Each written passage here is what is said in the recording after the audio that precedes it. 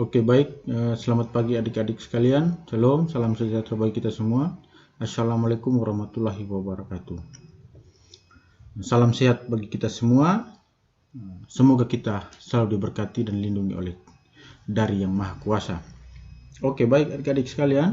Pada pertemuan pertama kita pada mata pelajaran sejarah Indonesia,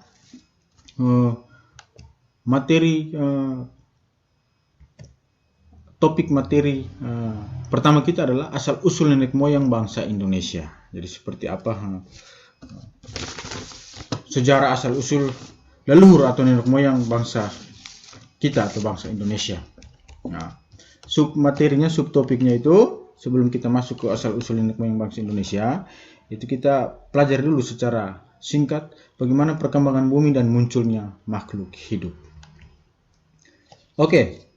Bagaimana proses terbentuknya alam semesta pertama kali? Alam semesta atau alam semesta terdiri dari apa? Planet, ya kan? Alam semesta tata surya ya, planet, bintang-bintang, ya,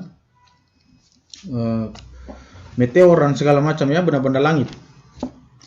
Para ilmuwan meyakini bahwa awal mula terbentuknya alam semesta termasuk bumi adalah terjadinya apa yang disebut Big Bang. Big Bang adalah dentuman besar ya. Dari sekitar 15 miliar tahun yang lalu terjadi, para ilmuwan memperkirakan terjadi dentuman ini ya, tabrakan yang sangat besar yang mengakibatkan partikel-partikel padat itu membentuk partikel-partikel padat yang sekarang menghasilkan yang sekarang ini terdiri dari bumi ya kan, planet-planet, meteor, benda-benda langit. Nah, itu dihasilkan dari Big Bang tadi atau dentuman yang besar tadi ya. Oke.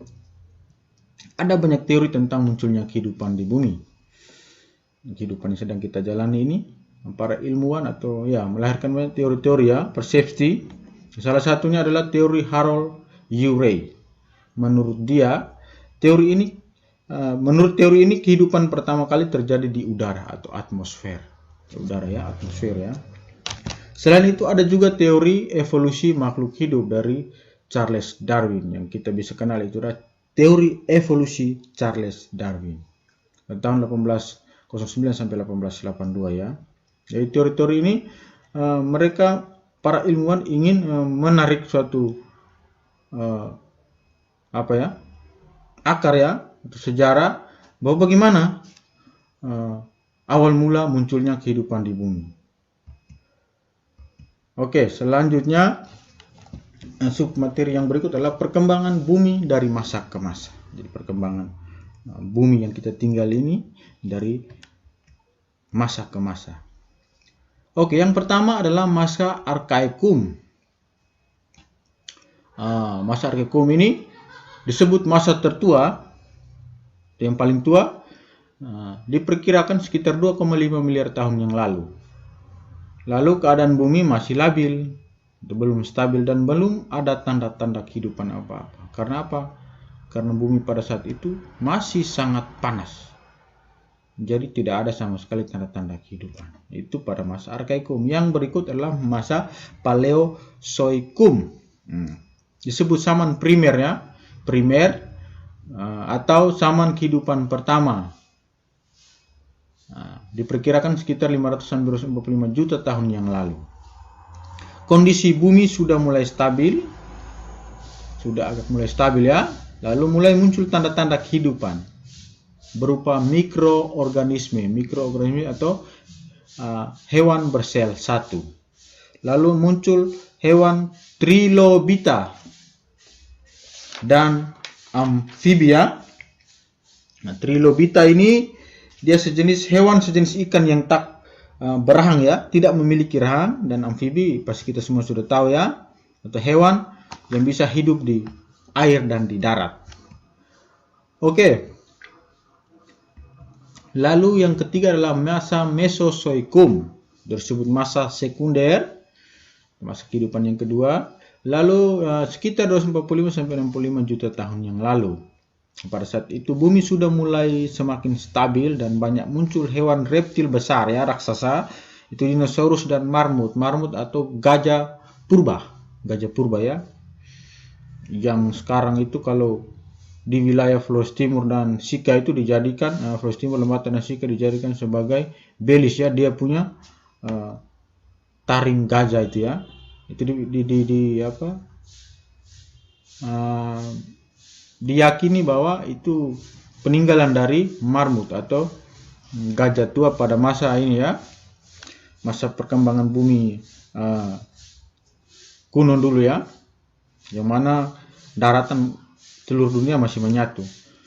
Pada akhir masa ini mulai muncul jenis mamalia yang sekarang ya, hewan yang melahirkan atau ya dengan cara meneruskan keturunan dengan cara melahirkan ya, itu disebut mamalia. Oke, yang keempat adalah masa Neozoikum. Nah, masa ini hewan berukuran besar jauh berkurang. Contoh dinosaurus mamut tadi sudah jauh berkurang. Lalu dibagi menjadi dua zaman ya. Yang pertama zaman tersier sekitar 60 tahun yang lalu muncul jenis primata seperti kera.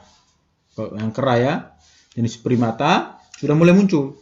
Yang mana dalam teori evolusi Darwin itu nenek moyang manusia adalah spesies kera. Lalu yang kedua ada zaman kuarter. Zaman kuarter terdiri dari kala Pleistosen. Kala Pleistosen mulai muncul jenis manusia purba tertua. Manusia purba tertua ya. Lalu pada kala Holosen manusia purba sudah lebih sempurna, yaitu jenis Homo sapiens atau jenis Homo sapiens yang mana memiliki ciri-ciri seperti manusia modern seperti sekarang ya. Kalau manusia purba tertua itu di dalamnya itu bisa termasuk Meganthropus ya, Meganthropus plejavadicus ya, itu jenis manusia purba tertua. Oke, untuk materi kita yang pertama pada pertemuan pertama cukup sampai di sini. Sebelum Pak menutup pertemuan kita dalam video ini, pada video ini Pak memberikan kalian ada beberapa soal penugasan ya. Kalian bisa cari di internet atau di sumber-sumber buku yang lain ya, bebas. Oke, yang pertama, apa yang dimaksud dengan paparan Sunda, Sunda self dan paparan Sahul self. Ini berhubungan dengan pembagian suhu geografi atau pembagian wilayah berdasarkan jenis. Ini memberi gambaran jenis hewan atau binatang ya di Indonesia. Lalu yang kedua, identifikasikanlah jenis-jenis fauna hewan ya, binatang, atau dalam istilah ini ya geografinya suhu geografi pada paparan Sunda dan paparan Sahul di Indonesia. Identifikasikanlah, bagi ya. Oh, paparan Sahul Sunda jenis binatang atau hewannya begini, lalu pada paparan Sahul yang seperti ini, identifikasikan, bagi ya. Lalu yang ketiga terakhir yaitu apa itu garis Wallace. Jadi kalian cari ya garis Wallace itu apa. Jadi Pak kasih tugas ini kalian cari, bisa cari internet di buku geografi atau buku sejarah, kalian dapatkan itu ya sumbernya. Sumbernya banyak. Tinggal kalian rajin atau mencoba untuk mencari tahu. Nah, ini berhubungan dengan perkembangan tadi, perkembangan bumi dari masa ke masa itu mempengaruhi jenis-jenis flora fauna itu, termasuk di Indonesia. Oke, para secukup sampai di sini. Terima kasih banyak atas perhatian kalian dan jangan lupa kerjakan tugas ya. Di kali berikut dikumpulkan. Oke, terima kasih banyak. Selamat pagi.